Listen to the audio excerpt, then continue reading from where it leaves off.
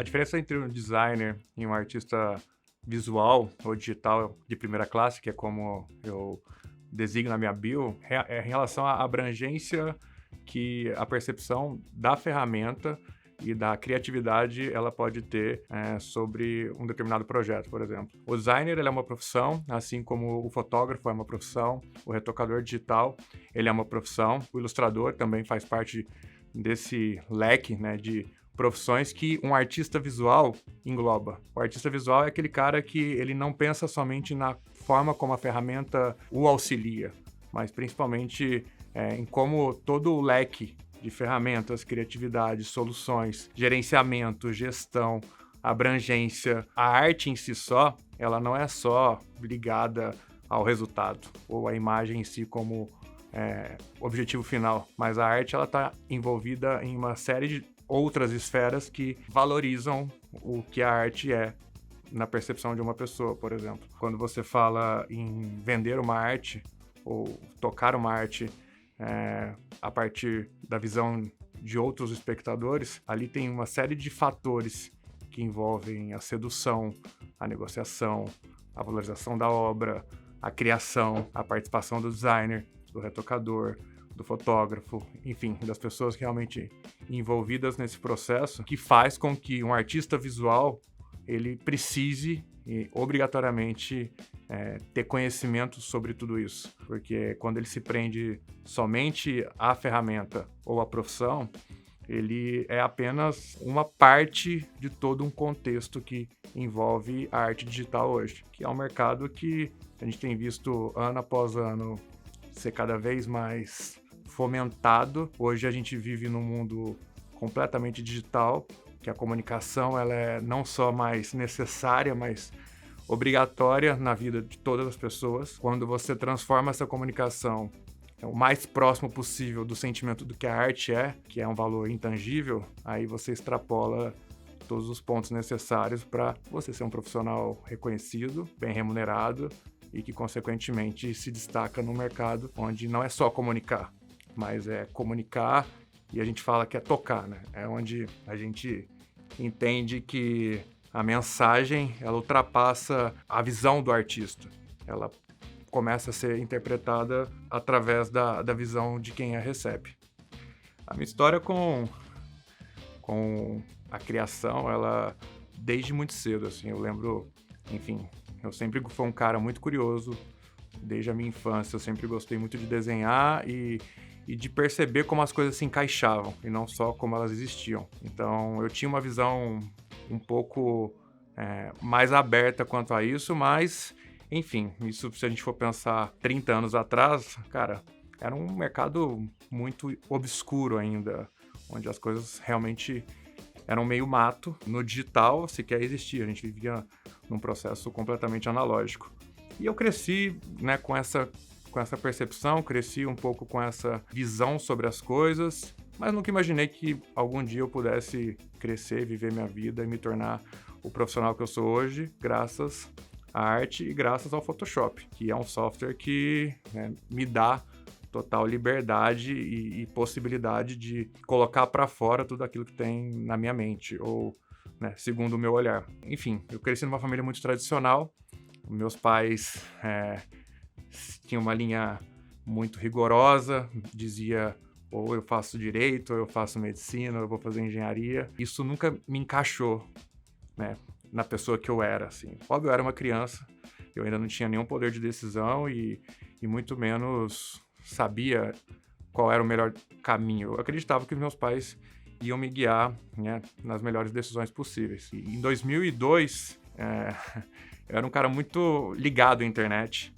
Eu lembro que a minha infância foi toda ligada a jogos e ligada ao computador. Eu vivi realmente essa geração, né, da descoberta da internet, da transição da internet de escada para a internet a banda larga. Então eu era esse cara rato da internet, vivi em fóruns buscando informações sobre tudo. E eu adorava jogar um jogo chamado Age of Empires, que era um jogo de estratégia. A ideia do jogo era basicamente você conquistar exércitos vizinhos no menor tempo possível, conquistando o maior número de ouro, minério e madeira dentro desse jogo. Eu lembro que em 2002 meu pai me deu um computador justamente para jogar, somente para estudar, né, na escola. E a minha vida era voltada para isso, assim, eu vivia em função de ir para a escola, chegar da escola, ir para a internet e ficar jogando todo o restante do dia de Age of Empires. E eu lembro exatamente que essa foi a minha primeira percepção sobre o Photoshop. Não porque eu abri ele ali naquele momento, mas porque eu vi o software instalado, consequentemente no computador que eu tinha ganho usado, o antigo dono em algum momento já devia ter instalado o Photoshop 7.0.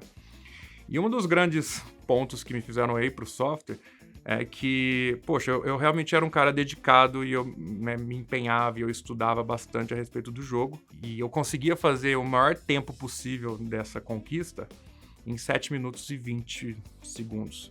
E nessa época não tinha redes sociais, não tinha conexão com a internet como a gente tem hoje. A gente não interagia com as outras pessoas tão facilmente como são as coisas hoje. Para ser pontuado e classificado num ranking mundial, a gente fazia parte de um fórum de Age of Empires, a gente printava a tela do jogo e colocava nesse fórum, e lá dentro tinha um método de cálculo para dizer o nível do jogo que você estava e o teu ranking mundial.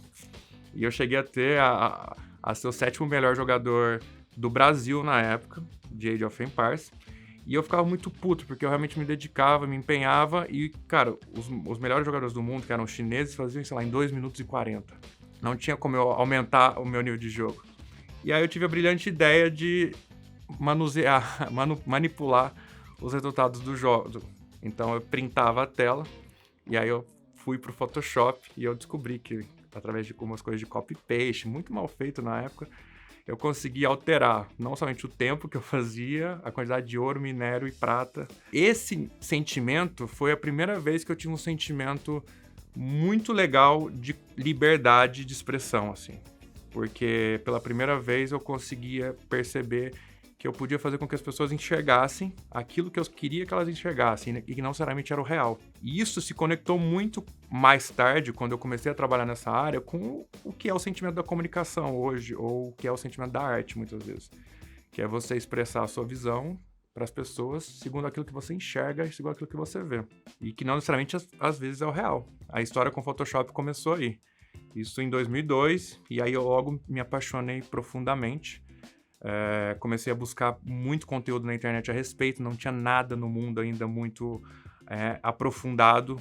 Como eu falei, estava numa transição, a fotografia digital já existia, mas ainda era um processo muito primário do como o Photoshop seria uma ferramenta essencial, né, na evolução não só da fotografia, mas da comunicação, de uma criação de uma imagem em si. 2 anos depois eu descobri que tinha um evento em São Paulo chamado Photoshop Conference, que era um evento que reunia uma série de artistas digitais que estavam em ascensão, que eles durante 3 dias palestravam no evento, enfim, com técnicas, com percepções, com bastidores, e eu vim para esse evento. E aí foi um momento muito disruptivo para mim, porque a minha família obviamente não apoiou, né? Meus pais foram completamente contra e eles não tinham essa percepção do que eu poderia ganhar com isso. Meu pai realmente é um cara muito tradicional e ele sempre dizia, pô, você nunca vai ganhar dinheiro trabalhando com desenho. Essa foi uma frase muito marcante que eu ouvi, assim. E aí eu lembro que eu vim com meu irmão me trouxe inventando uma série de desculpas na época que ele estava num evento em São Paulo e que eu só ia vir com ele. E aí a gente foi pro evento e ali foi onde abriu um universo de possibilidades para mim. Era como se eu tivesse realmente chegado no espaço e num lugar que falava a minha língua, né, de uma criança na época de 14 anos, assim. Uma série de artistas, uma série de palestras, uma série de né, imagens sendo compartilhadas e eu numa sede enorme de aprendizado, saí do evento assim maravilhado e ao mesmo tempo completamente perdido, porque ao mesmo tempo que tudo é novo, tudo é muito inseguro, né? Só que foi o momento de realmente comprovação de que existia um caminho que eu poderia seguir que não era ilusório, assim. Não era algo que eu criei na minha cabeça que ao longo dos anos eu ia chegar em nada. Existia sim um mercado em ascensão que estava começando ali. E eu voltei no ano seguinte, voltei no 3º ano e já nos anos seguintes eu já voltei mais preparado para o evento, porque eu comecei a não somente tentar vender as minhas ilustrações na época que eu desenhava para ganhar um dinheirinho, para conseguir voltar para o evento, mas como compartilhar esses trabalhos com as pessoas que estavam ao meu redor naquele momento. E aí, no segundo ano de evento, colei num cara que foi meio que uma paixão à primeira vista, assim, chamado Clísio Barroso. Ele era um fotógrafo da época, bastante renomado, ele era um cara com muita, né, conhecimento. Fui nele e falei, cara, eu quero muito viver disso, eu quero muito trabalhar com isso. Me dá uma oportunidade, como que faz? Eu sou do interior de São Paulo, eu nasci numa cidade chamada Franca, a 400 quilômetros de São Paulo, e qualquer oportunidade que você tiver, me apresenta que eu estou disposto. E aí ele trouxe alguns trabalhos, ele olhou, né? Na época ele não teve uma reação muito enérgica assim, mas ele falou, cara, beleza, vamos se falando. Na época eu troquei Twitter com ele, deu, sei lá, 4, 5 meses, ele me mandou uma mensagem falando, olha, vai ter um workshop meu em São Paulo, você quer vir? Você fica como meu ajudante, sei lá, organiza a sala, distribui crachá, quem tiver dúvida, você leva a dúvida até mim. E eu falei, tá, eu vou. E aí eu vim novamente, participei do evento, e aí nesse evento, no terceiro dia do evento, surgiu a oportunidade de um emprego em São Paulo, no estúdio. Isso eu já estava com 16 anos na época. Me indica que eu vou agora. E aí era um estúdio de fotografia em São Paulo, especializado em fotografia de comida. Ele me indicou com mais 5 pessoas e eu vim para essa entrevista de emprego. Chegando lá, fiz a minha entrevista, fizeram um monte de perguntas, se eu trabalhava na área, se eu já usava Photoshop, enfim. Eu falei que sim, mas era muito embrionário, sabe? Eu era realmente o cara mais novo da entrevista, as outras pessoas tinham em torno de 28, 30, 36 anos. Eu lembro que tinha um cara de 40 e poucos anos. E foi bem assustador, porque eles me deram uma imagem para fazer e falaram, faz aí pra gente testar se você realmente tá apto pra vaga, né? E, cara, eu vim com uma mochila nas costas, entrou um cara de 16 anos pra fazer essa entrevista e eu fui o pior, sem nenhuma dúvida, assim. Eu lembro que quando acabou, eu tava desesperado pra simplesmente ir embora daquele espaço do estúdio e falar, não quero mais voltar aqui porque eu passei vergonha, né? E realmente, a minha imagem foi a pior, assim, porque eu tava vendo, a gente tava lado a lado lá fazendo e tudo mais. E o Rogério, que era o dono da vaga, ele tinha tido um surto, ele queria ir pra Austrália surfar e abrir uma vaga no estúdio, que era essa vaga que estava concorrendo lá com a gente. Acabou o primeiro dia, ela falou, olha, você pode voltar amanhã? Eu falei, tá bom, posso. Aí no segundo dia voltou eu e mais 2 pessoas do primeiro. Aí voltemos. Aí no segundo dia a gente já ficou meio apaisando, observando, e ele me dava algumas... O Meca, que era o dono do estúdio, era um fotógrafo da época hiper renomado, assim, era o maior estúdio de fotografia de comida do Brasil. E tudo que ele pedia pra gente fazer, eu fazia, e eu tava, cara, com os olhos brilhando, assim, na paixão de ver aquilo acontecer. Ao mesmo tempo que eu não sabia nada, eu tava aprendendo muito. E aí acabou o segundo dia, pode voltar amanhã, e pode voltar. Até o quinto dia eu fiquei a semana inteira lá. E aí chegou no quinto dia eu já tava sem dinheiro, né? O dinheiro que meu irmão tinha me emprestado pra ficar em São Paulo já tinha se esgotado. E eu não tinha mais como ficar. E eu sabia que eu também não ia ficar. Dentro de mim tinha aquela coisa de, cara, esquece, a vaga não vai ser sua. Aí chegou no quinto dia, o Mac e a Silvana, né, me chamaram e falaram, cara, por que você tá aqui? Aí eu falei, cara, isso aqui é minha vida, assim, desde que eu sempre tive muita paixão e vontade de aprender as coisas como elas funcionavam, e aqui eu realmente tô vendo as coisas como elas funcionam. A criação de uma imagem, o processo, a pré-produção, enfim, a produção em si, tudo uma Disneylândia da minha área, assim. E aí ela falou, tá, então se você quiser, a vaga pode ser sua. E aí, cara, foi um momento muito de êxtase, assim, pra mim, porque pela primeira vez eu me senti com uma valorização do que eu queria fazer, que eu nunca tive dentro de casa, assim, dentro da minha família. E eu falei, ok, vambora. Só que aí começou os primeiros problemas, assim, maiores, porque quando eu fui comunicar isso pra minha família, não rolou tão bem. Eu tava com 16 anos, eu não tinha feito faculdade ainda, meu pai e minha família hiper protetora, sempre me deram uma vida muito, muito confortável financeiramente, estruturalmente também, assim, nunca me faltou nada, mas ao mesmo tempo muito podada, né? Todas as decisões eram pautadas no que ele queria e não no que eu estava com vontade de fazer. E quando eu fui comunicar, ele obviamente barrou. Você não vai, sua vida não é isso, você tem uma série de oportunidades e possibilidades aqui para você crescer que eu te possibilito, e você tá abrindo mão de tudo isso para viver no incerto, para trabalhar com Photoshop, e vivia de desenho, né? Era uma palavra que ele falava muito, assim. E eu não me sentia, né? Foi, assim, uma queda, uma ducha de água fria absurda. E aí eu comuniquei pro Meca e pra Silvana que eu não iria ficar. Não tinha como, eu inventei uma série de desculpas. Eu falei, olha, minha família não tá bem, eu preciso voltar e tudo mais. E aí, esse momento foi, assim, uma virada de chave que eu sabia que em algum momento eu ia me dedicar a partir daquele momento integralmente para me tornar independente da forma que eu pudesse para voltar, mesmo que isso me representasse aí uma queda de braço com os meus pais. E aí eu voltei, comecei a fazer engenharia da computação. Fui hiper frustrado, assim, na faculdade. Eu matava todas as aulas praticamente para ir para a biblioteca ler história da arte, ler sobre fotografia, ler sobre qualquer coisa que me linkasse novamente com aquele momento que eu acabara de viver, assim. Foi 3 anos, assim, bem tenebrosos, porque eu, né, me revoltei muito pessoalmente, eu não era o que eu queria, né, a minha relação com os meus pais tinha ido por água abaixo, e eu tava juntando todo o dinheiro que eu pudesse para voltar. E aí chegou no 3º ano da faculdade, eu falei que eu não queria mais, peguei tudo que eu tinha como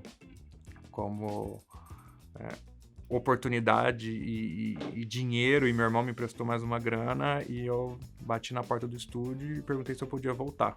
Nesses 3 anos, obviamente, a gente ficou em contato, assim, né? Não foi uma relação que se esfriou. Eu sempre perguntava, ele sempre perguntava, e aí eu falei que a primeira oportunidade que eu pudesse voltar, eles foram lá e abriram novamente. E aí eu não voltei na vaga de manipulador de imagens, eu voltei como assistente do estúdio. Que faz tudo, assim, desde office boy, pinta fundo infinito, carrega tripé, eu era o assistente de fato. E voltei com uma energia e uma vontade absurda, né? E aí eu lembro exatamente que tem um momento muito marcante, assim, que depois que eu passei uns 20 dias aqui, que eles viram que eu realmente ia ficar, custe o que custar, a Silvana chegou pra mim, que era a mulher do Meca, né, do estúdio, e ela perguntou, tá, cara, a gente precisa combinar um salário aqui, né? Você já tá aqui há 20 dias, a gente quer que você fique e precisa regularizar isso. Quanto que você quer ganhar?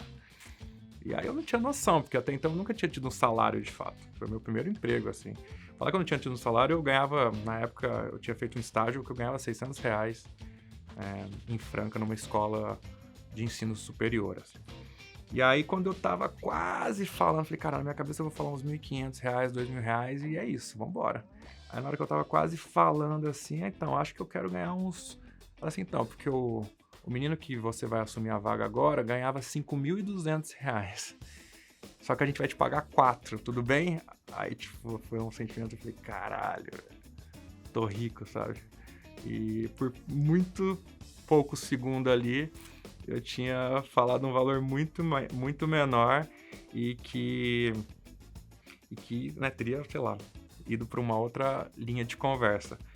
E esse momento, assim, cara, eu sempre senti deles uma valorização absurda, né? Que mais tarde, trabalhando lá durante alguns anos, eu fui me entendendo, assim, que era a confiança que eles sentiram em mim, na paixão que eu estava depositando naquela oportunidade. Realmente meus olhos brilhavam e eles enxergavam isso de uma maneira muito clara, e eles sempre foram a valorização profissional que a minha família não me deu, mas eu me encontrei ali nessa família, assim. Quando eu já voltei um foguete, assim. Eu virava noites no estúdio, eu trabalhava full time, a minha energia era voltada para aprender. O Meca era um artista visual, que é o que eu chamo hoje de mão cheia, assim, e ele não economizava forças para não somente fazer na maior qualidade que ele podia, mas principalmente explicar aquilo da melhor forma possível para as pessoas que estavam ali. E tudo que ele pedia para eu fazer, eu ia a fundo tentar aprender. O Photoshop nessa época ganhava muita força, a fotografia digital estava crescendo absurdamente, e ele me designou essa oportunidade de falar, cara, eu quero que você pegue as minhas imagens e você leve para um nível de manipulação diferente do que a gente tem feito aqui. E aí foi quando eu comecei a mergulhar a fundo dentro desse software, com a direção e orientação de um artista hiper gabaritado, Então, todas as minhas percepções sobre cor, sobre luz, sobre enquadramento, sobre composição, tudo era ali, ó, no papel, sabe? Então, era a faculdade que eu queria ter feito, que eu estava agora começando a estudar sobre aquilo. E eu fiquei lá durante 7 anos aprendendo todos os dias. Todos os dias uma coisa nova, todos os dias um ensino diferente, todos os dias não somente aprendendo com ele, como eu comecei a ensinar coisas do digital, né? Que ele até então não sabia, ele era um cara na época de 63 anos de idade, então ele já não tinha mais interesse em aprender a coisas desse tipo, mas a gente somou forças de uma forma muito forte, assim. E aí o trabalho todo cresceu, o trabalho dele, que já era um dos maiores do Brasil, ficou ainda mais em evidência, porque digitalmente começou a ter notoriedade, né? Ele não era um cara das redes sociais, mas eu era. Começamos a pulverizar para todo mundo como a imagem era incrível, mas principalmente como os bastidores eram ainda mais incríveis, né? A história do projeto, como que a gente fazia para chegar em tal resultado, como que a gente passava por uma imagem do começo ao fim, desde a pré-produção até a entrega final, e tudo isso começou a ganhar notoriedade. Eu comecei a ganhar notoriedade como artista, né? Ele começou a divulgar ainda mais o trabalho dele, e as marcas começaram a valorizar isso muito, porque era aquele lance, né? Quando você vê um resultado, muitas vezes você pode achar aquilo ótimo ou péssimo, mas quando você acompanha o caminho que você fez para percorrer aquele resultado, o que é ótimo vira extraordinário. É aí que as pessoas se conectam, é aí que as pessoas olham para tudo aquilo e realmente falam, eu quero fazer com esse cara. Porque olha o que ele pensa, olha como ele faz, né? Eu sempre costumo dizer que as pessoas não compram o que você faz ou como você faz. Elas compram por que você faz. E essa escola eu aprendi ali dentro. Essa percepção nasceu e cresceu junto comigo desde o meu momento zero na profissão. De não ser só o designer, não ser só o fotógrafo, não ser só, né, a ilustração. Mas o contexto todo que seduz, que envolve, que conecta e que gera empatia. E aí o artista visual, na minha percepção, o ponto de destaque dele está nessa linha de raciocínio. E aí, óbvio, depois de 7 anos que eu fiquei lá dentro, eu cresci muito individualmente e ele também começou a entrar naquela linha de que, cara, ele já tinha cumprido, né, teoricamente, todos os objetivos deles profissionais e de trabalho por aqui. E começou a ter uma troca natural de bastão. Não porque eu comecei a assumir o lugar dele, longe disso, isso nunca vai acontecer, sem dúvida nenhuma, por toda a trajetória e a qualidade que ele possui. Mas porque, cara, é natural, você vai perdendo energia, você vai perdendo, né, um pouco do combustível, que você não quer mais trabalhar para alguns clientes que são desgastantes, né, te consomem, mas que são necessários para a vida útil de uma empresa, e você começa a escolher melhor os seus filés, né? Você começa a escolher melhor os seus projetos e onde você vai depositar o teu limite de energia ali. E aí alguns dos clientes ele começou a recusar. Pô, não quero trabalhar com esse cliente, não quero trabalhar com esse cliente. Só que, cara, aquele lance, todo mundo querendo trabalhar com ele. E é assim, chegava vários projetos lá que ele já não botava mais a mão. E aí quem gerenciava do começo ao fim era eu. Era eu com a Silvana, com outras pessoas. E chegou um momento que ficou um pouco insustentável a minha permanência. Porque eu não tinha mais tempo, assim, né? Eu tinha muito trabalho lá dentro, eu tinha muito trabalho por fora, eu já estava com o nome estabelecido, mas eu não tinha uma empresa. Entrei num dilema gigantesco, né? De sair ou não sair, de ficar e ser agradecido eternamente por aquele lugar, de tomar uma decisão que me traria novamente numa estaca quase zero para construir algo que é novo, ao invés de continuar, né, numa estrutura que funcionava e estava super azeitada. E aí um dia eu falei, cara, chega, vou tentar. Vou abrir minha empresa, vou levar alguns clientes comigo. Alguns clientes já trabalhavam comigo por fora e tudo mais. E aí eu tive a brilhante resposta de quando eu fui comunicar para eles. Eu falei, cara, vai ser uma conversa muito desgastante e triste, sabe? Porque eu não sei como vai ser a reação. E aí ele simplesmente falou, cara, vai, abre tua empresa e Todos os clientes que eu não quiser trabalhar agora, você leva. Então, quando eu abri meu próprio estúdio, isso foi há 8 anos atrás, ele já me deu uma cartela de clientes, assim, muito segura e muito estabelecida. E eu já comecei tracionado, né? Óbvio, com a minha qualidade, que adquirida ali ao longo todo esse tempo que eu trabalhei ali dentro. Uma generosidade impecável, assim, de um pai profissional, como eu considero, que eu nunca tive dentro da minha casa, assim. Então, isso foi um ponto de virada muito forte que, desde o começo, me deu muita segurança, que me trouxe também algumas responsabilidades a mais, que eu estava abrindo uma empresa com uma série de clientes em potencial sozinho, e eu não tinha sequer ainda noção sobre gestão, e aí eu fui aprendendo a ter conforme as coisas foram evoluindo, mas que deu certo, porque eu carreguei desde o começo essa percepção de ser um artista visual e não ser somente um designer. Foi muito gratificante, foi um sentimento realmente de valorização pessoal para mim que eu nunca tinha sentido. A gente se mantém em contato todos os dias, desde que eu comecei a trabalhar lá dentro desse estúdio. Todos os dias a gente se fala de alguma forma. Eu continuo finalizando as imagens para ele. Como forma de agradecimento, eu muitas vezes não cobro nada por isso. Ele continua fazendo o trabalho dele com as escolhas dos melhores clientes que chegam até ele. E a gente hoje é quase um pai e filho no mercado, assim. E que a gente troca muita figurinha, a gente fala muito sobre os mesmos assuntos. Ele me pergunta sobre muitas coisas que hoje eu consigo ajudar ele, e ele continua me ensinando dia após dia sobre como melhorar cada vez mais, não somente os meus projetos, mas a minha percepção, né, como profissional no mercado. Eu não consigo trocar quando eu estou sendo artista ou quando eu preciso ser mais pragmático e entender que o projeto ele tem um timing e ele tem um budget, e quando esse budget atinge o meu valor hora, eu preciso entregar de alguma forma, porque senão eu tô pagando para trabalhar. Eu tento o tempo inteiro ser o melhor artista possível para cada projeto e me adequar, né, a cada projeto da melhor forma para ter a melhor entrega.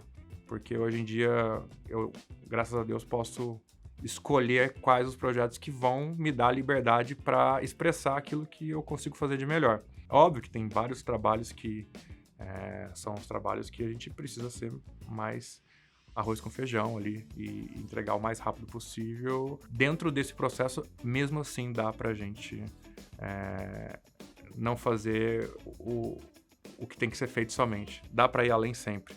E no mercado hoje extremamente concorrido e dinâmico, cara, se você não vai além, se você não entrega esse um pouquinho a mais, se você não coloca a sua assinatura, o trabalho ele é em vão, sabe? E o trabalho em vão, hoje em dia, ele mata o seu negócio. Não mata agora, mas daqui a alguns anos ou daqui a alguns meses, para quem está começando, ele joga você para estaca zero, porque você anda em círculos. E eu sempre falo, né? O trabalho entregue, ele é importante para o teu cliente. A história do trabalho entregue, ela é importante para o teu próximo cliente.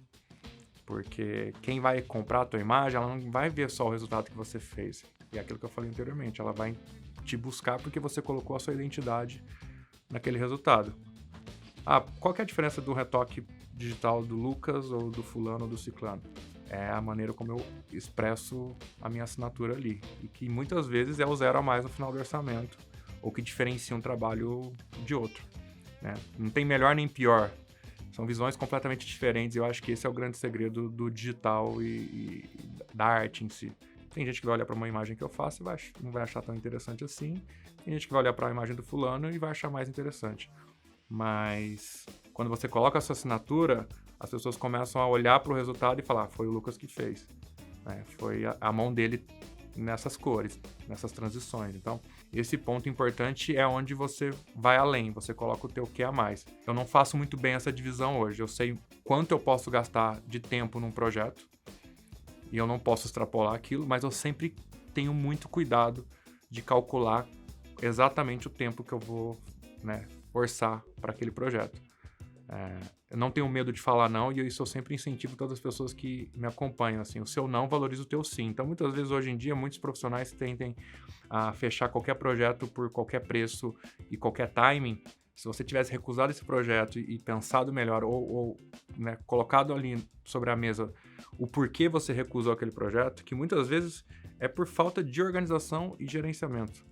Né, que o cliente ele tem uma expectativa, ele não sabe como funciona, não sabe como é a criação e ele quer definir qual é a tua, né, a tua entrega naquilo que é tão importante para você, em função de uma cultura de mercado que sempre foi tendenciosa a te espremer, a te enforcar, a te colocar como último nó da corda e quando arrebentar é você que vai se lascar. E eu vou na contramão de tudo isso, assim, né? Se não tem esse trabalho, cara, vai vir outros. O trabalho é a tampa da panela. Cada panela tem a sua determinada tampa. Então, quando você começa a entender essa lógica, muitas vezes você fala, pô, mas eu tô sem trabalho. Muitas vezes você tá sem trabalho porque você não sabe dizer não. Né? E aí, quando você começa a mudar um pouco dessa chavinha, as oportunidades assertivas e que vão trazer cada vez mais clientes começam a brotar na sua frente, assim, absurdamente. O digital, ele é infinito. A internet, hoje em dia, o conteúdo tá aí para ser produzido para todos os profissionais. Qualquer pessoa hoje em dia precisa de imagem, precisa de vídeo, precisa de comunicação. Então, essa figura desse profissional hoje, que até anos atrás era um cara tímido perante ao alcance que poderia ter no mercado, hoje em dia ele é um... a gente até brinca, né? Hoje em dia, a figura de um artista ou de um criativo, vamos chamar assim, ele não é mais um empregado, ele não é mais um CLT. Ele faz parte do corpo societário, assim como é um cara de gestão, como é um cara de finanças, como é o cara do jurídico. Se você não tem um criativo na tua empresa hoje, você fatalmente está correndo atrás das maiores empresas do mundo, que não somente tem um só, mas tem um time gigantesco de pessoas pensando toda a comunicação e como a direção do que você precisa levar a tua empresa tem que seguir.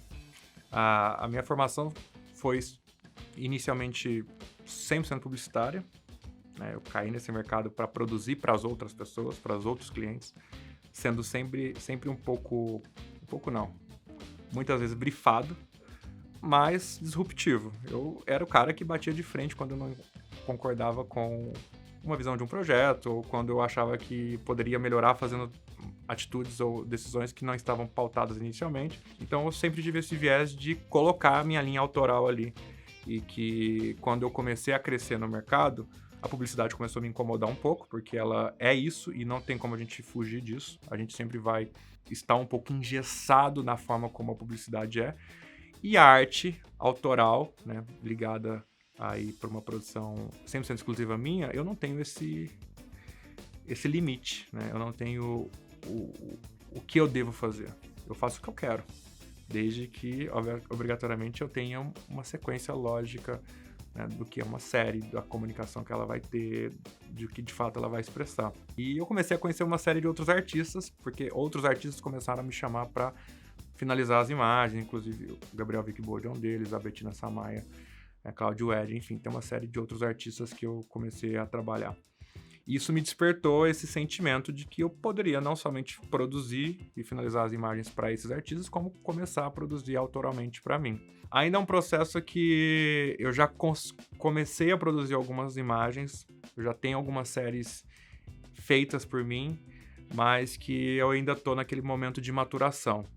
Maturação porque eu tenho muito respeito, né, do que uma série ela precisa representar. Não só pelo valor comercial.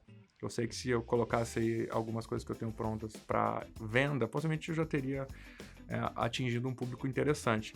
Mas a arte, ela vai além, que era o que a gente estava falando anteriormente. Né? Como aquilo vai ser comunicado e expressado, né, dentro de uma galeria ou dentro, né, de alguém que tome a decisão de, né, colocar numa parede da tua própria casa, por exemplo. Então eu estou naquele momento de maturação, de entender qual é a narrativa, né, da série que eu produzi, das imagens que eu tenho, quais são as melhores que eu devo submeter para uma galeria comercializar. Eu estou nesse meio termo aí, de entender se eu dou o próximo passo, né, se está na hora para isso realmente, para realmente não dar um passo além maior do que a perna, ao mesmo tempo já sabendo do meu potencial criativo, né, que eu preciso somente me dedicar exclusivamente a isso para atingir esse resultado. O Photoshop, ele é um software incrivelmente potente. Eu falo que o Photoshop é a extensão, né, de quem eu sou, assim, praticamente ele entende para tudo que eu vou pedir para ele e parece que ele sabe tudo que tem um pouco na minha mente quando eu vou criar uma imagem ou produzir um projeto. Esse é o grande segredo da criação e da produção em si. Não importa se eu estou fazendo com papel e caneta, se eu estou usando Photoshop, se eu estou usando um filtro, se eu estou gravando alguma coisa, se eu estou riscando de carvão no cimento. A imagem, ela nasce aqui na minha mente e ela é expressada através dessas ferramentas. Durante muito tempo teve um pouco desse preconceito de achar que tal ferramenta ou tal caminho é mais valorizado do que o outro. Se você usou fotografia e sem Photoshop, a fotografia é mais pura e mais valorizada. O Photoshop, ele joga toda a qualidade porque, teve manipulação digital ali. Mas você usou um filtro, então a imagem já não tem o valor que ela teria porque você pôs filtro. Mas você distorceu uma realidade. Mas hoje em dia, o que é real? A partir do momento que eu pego uma câmera, coloco ela no tripé, seto o foco, diafragma, ISO, velocidade, monto o cenário, ajusto as luzes, cara, o real já sumiu. Nada disso é real. Porque é aquele frame congelado feito para você expressar alguma mensagem, algum sentimento. E o segredo de tudo isso está aí. Não importa se eu usei filtro, se eu usei Photoshop, se eu usei um papel e caneta, o que importa é o resultado final que aquilo teve e principalmente o que aquele resultado final, né, gerou de sentimento em quem olhou, em quem viu. Tem imagens, por exemplo, que eu jamais iria conseguir fazer se eu não tivesse Photoshop ou se eu não tivesse um filtro, mas ela é mais ou menos valorizada por causa disso? Não, né? Então, eu sempre parto desse princípio de que, no fim, o que vale é a imagem, independente do caminho, dos meios ou das ferramentas que você chegou para... Cara, ao longo desses meus 15 anos aí já no mercado, eu já tive a honra e o prazer de trabalhar para bastante marcas bem interessantes, né? McDonald's, Sadia, Seara, Boticário, Vigor, Balduco, Philip Morris, Microsoft, enfim, já rodei alguns clientes bem interessantes e que me possibilitaram criar projetos que não somente valorizaram o produto deles, mas me valorizaram como artista também. Todos eles muito peculiares, assim, né? Cada empresa é uma visão criativa diferente, uma forma de lidar com um projeto diferente. Então, eu sempre falo, né? A cada projeto você realmente aprende as coisas desde o zero. Óbvio que você carrega toda a sua história e sua bagagem, né? Que você se adapta ali para construir.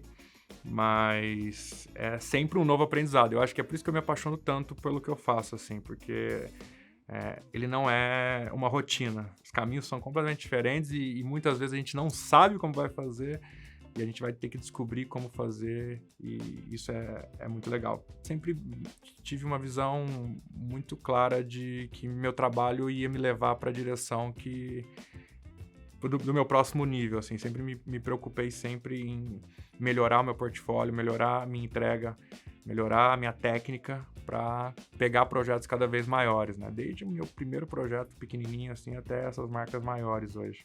Hoje eu me sinto apto, assim, de pegar qualquer projeto de qualquer marca e construir algo único e diferente, sabe? Eu acho que esse é um diferencial muito legal que eu trago de não fazer mais do mesmo, né? Não ir no óbvio, não ir na linha do clichê. Eu sempre falo, a criatividade não é fazer algo que nunca ninguém fez, é você fazer algo que já existe de maneira completamente diferente. Tudo já foi feito de alguma forma, né? Não existe esse lance do, isso nunca existiu. Alguém já fez, alguém já criou, alguém já pensou. A forma como você lida com isso é como que você vai pegar tudo que já foi feito e existiu e colocar um dedinho da sua assinatura ali. É um pouco complexo eu explicar o que eu faço, assim. Eu sou um artista digital. Aí o cara fala, você é artista? Tipo, sei lá, nunca tive na Globo. Aí você fala, não, eu trabalho com Photoshop. E aí o cara já fecha a cara e fala, putz, Photoshop, velho? E aí eu sempre falo, cara, você não faz ideia do que eu já fiz, ou pra quem eu já trabalhei, ou o que eu já conquistei. utilizando o Photoshop. E esse software me deu a oportunidade de conquistar todas as coisas que eu tenho, né? Materiais e pessoais, assim, de objetivos. Através dele eu, né, me destaquei como pessoa, participei de grandes projetos, conheci grandes artistas, sentei na mesa de pessoas, assim, de empresários que você fala, porra, os caras usam Photoshop pra estar aqui, sabe? E essa visão veio justamente disso, de entender que eu precisava transformar tudo isso em algo seguro e palpável, né? Não vislumbrar tanto o lance de que a arte por si só, por ser um valor intangível na cabeça das pessoas, mas ela precisa ser algo tangível para você como pessoa, principalmente financeiro, assim, que eu acho que é onde as pessoas se perdem muito. A gente tem um pouco desse preconceito e até um pouco, né, de estigma de que ganhar dinheiro é algo ruim. A gente cresceu numa sociedade um pouco pautada nisso, assim, né? Você ganha dinheiro, você tá acima de outras pessoas, você tá passando a perna em alguém, não se coloca ali dentro de uma sociedade que tá preparada para isso. E eu cresci um pouco tendo bastante rigor, assim, em transformar tudo que eu tava me evoluindo como artista em algo que tivesse um valor, né, como empresa. Se eu morrer amanhã, minha empresa vai a zero? Não vai. Ela perde uma grande parte do valor dela? Sim, mas eu construí uma estrutura de trabalho com outras pessoas que carregam junto comigo a responsabilidade de um projeto, que foi como eu aprendi no estúdio. O Meca sempre me deu essa autonomia de não só me direcionar, mas de me orientar, né, da forma como as coisas deveriam acontecer. E eu faço isso com as pessoas que estão comigo hoje. Empreender foi exatamente isso, assim, de pegar o projeto, ser o mais artístico possível, né, expressar a forma como ele precisa entregar para o cliente o melhor resultado possível, mas cobrar muito bem por aquilo e ter todas as coisas organizadas, aprender a gerir não somente as pessoas envolvidas naquele projeto, mas o tempo, né, que na minha visão é a única coisa que a gente sabe que vai acabar em algum momento da nossa vida. E quanto mais você aprende, né, com todas as empresas de sucesso, a gerir o seu tempo, todas elas, o ponto comum está aí. Quanto mais você tem organizado a gestão de tudo que está envolvido ali, por mais que seja uma imagem, uma visão a longo prazo, você tende somente a valorizar o teu negócio, assim. Então, poxa, o meu trabalho hoje, ele é ligado ao quanto de coisas eu consigo fazer durante um dia. Se eu ficar 24 horas retocando a mesma imagem, ela tem que ter um valor absurdo para que realmente eu valorize aquilo que eu faço, mas ela tem um teto. O teto uma hora vai chegar. E aí que você começa a pensar em construir um time, em gerir e ter gestão de outras pessoas também fazendo o que você faz bem, ou até melhor do que você, para você ficar livre, né, para você fazer o que você faz de melhor. Que muitas vezes pode ser, sei lá, captar novos clientes, ou pensar em novas estratégias, ou, né, se inspirar para criar uma nova série. Então, o empreender tá aí, né? Não somente a fazer o que você sabe fazer bem, mas a gerenciar outras pessoas a também fazerem junto contigo. Eu sempre tive muito claro na minha cabeça que para eu aprender algo, eu precisava anotar, deixar aquilo documentado. Porque com a quantidade de informações que a gente tem nos dias atuais, né, como o digital, cara, é muita coisa, né? O que você viu há um segundo atrás, você vai ver algo diferente daqui a um segundo, e o que você viu, você vai esquecer. Então, eu sempre tive muito claro que eu precisava documentar todo o meu processo. E aí, eu documentava de uma série de formas, escrevendo, gravando vídeos, postando num blog pessoal que eu tinha, que era fechado só para ter documentado todas as informações ali.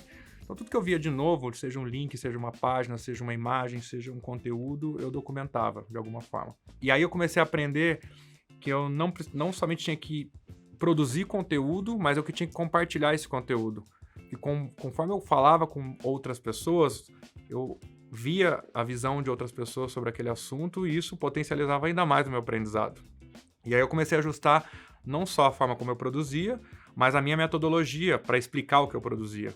aí que tem um gap gigantesco, né? Tem muitos profissionais bons na área, mas que não sabem passar adiante porque não tem método ou não tem, né, não ajustou a tua forma de comunicação. E aí você não consegue conectar com outra pessoa que também está a fim de falar com aquele assunto. E eu sempre tive isso muito claro, assim. Eu comecei a estudar sobre, enfim, comunicação, comecei a entender como eu poderia passar um assunto para uma outra pessoa de forma clara, objetiva, didática, né?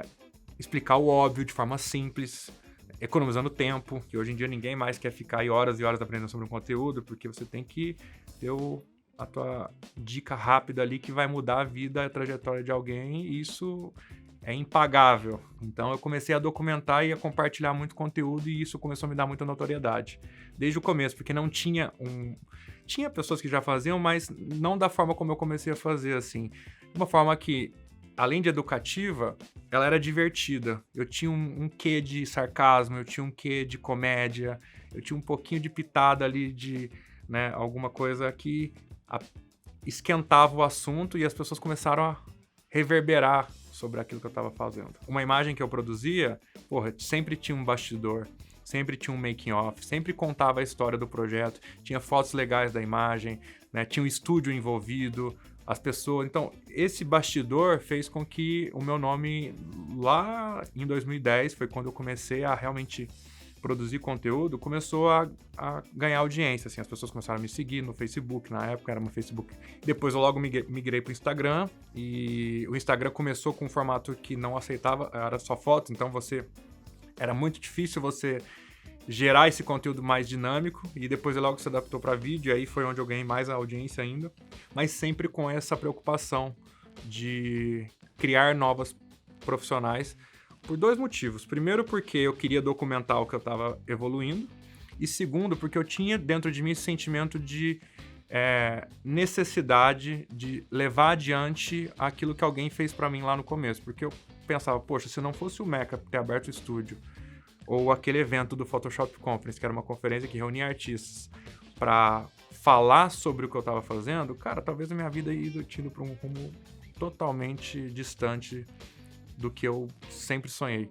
Senti essa necessidade de poder ajudar outras pessoas também, né? Então, eu percebi que quando eu comecei a falar, outras pessoas começaram a compartilhar suas histórias, que eram muito parecidas com as minhas lá do começo, que muitas vezes é de desacreditar do caminho, de não ter incentivo, de não achar que o mercado é possível viver disso confortavelmente, né? Que é uma coisa muito importante. Adoraria fazer uma série de coisas, mas se eu sei que aquilo não é confortável e vai me levar para um caminho que é de muita dependência, óbvio que você vai abrir mão. Então muito veio daí, essa preocupação. E aí logo, óbvio, se tornou um produto. Por mais que eu ame fazer gratuitamente isso, eu faço isso todos os dias, eu abro meu Instagram, eu abro minhas redes, sempre tem algo que eu falo sobre o meu trabalho, mas gera uma necessidade de você melhorar a entrega disso. As pessoas começam a consumir você de uma forma que o gratuito, ele não atinge a expectativa dessas pessoas. Então você precisa ter um time de pessoas que vão produzir o conteúdo, editar da melhor forma, dar suporte, vender aquele conteúdo para você, fazer com que ele realmente se torne um produto profissional. E aí em 2017 eu gravei o Primeira Classe, que é o meu produto digital, que basicamente ensina tudo que eu faço, desde a etapa zero até o cara se tornar um artista visual de primeira classe, que é como a gente chama. Porque a gente passa por toda essa história, sabe? Todo esse processo de pegar o cara que não sabe sequer instalar o software e falar pra ele, cara, não se afobe, primeiro você vai fazer isso, depois você vai fazer isso, depois você vai fazer essa imagem, depois você vai tentar fazer isso aqui. Então, ele passa por uma sequência lógica de evolução que foi a sequência que eu passei, guiada pelo Meca. Então, hoje eu tento ser para as outras pessoas o que o Meca foi para mim, de alguma forma. De forma digital. Ao invés de eu fazer isso um a um, a internet nos dá essa possibilidade de fazer isso para milhares e milhares e milhares de pessoas. Então, eu uso dessa ferramenta e dessa possibilidade para conseguir fazer com que outras pessoas também vivam o sonho delas, assim como eu consegui viver o meu. Eu usei durante muito tempo como combustível essa necessidade que eu criei dentro de mim de provar pro meu pai principalmente, de que eu ia dar certo. Então, cara, os meus primeiros anos realmente foram faca na caveira, sangue no olho, tiro, porrada e bomba pra, cara, fazer as coisas darem certo. Porque eu queria, em algum momento, ter a possibilidade de olhar pra ele e falar, tá vendo? Você estava errado e eu dei certo. Óbvio que isso é uma percepção muito né, infantil e foi importante pra mim. Não descredibilizo isso. Mas que depois que tudo deu certo, eu vi que é desnecessário, né? E eles perceberam também que todo o protecionismo que tradicionalmente ele aprendeu, né, a ser, ele só repassou para frente. Então, de certa forma, era o melhor que ele poderia me oferecer naquele momento, que não era o que eu queria. Faltou um pouco de sensibilidade, talvez, ele entender isso, mas ele não tinha como entender, porque era algo que ele até então nunca tinha vivido. E quando eu, de certa forma, mudei um pouco dessa percepção, as coisas ficaram bem mais tranquilas. Óbvio, né? Aí você tem como mostrar resultado e ele também abaixa a guarda de falar, poxa, completamente desnecessário, né, a forma como eu queria que você levasse as coisas.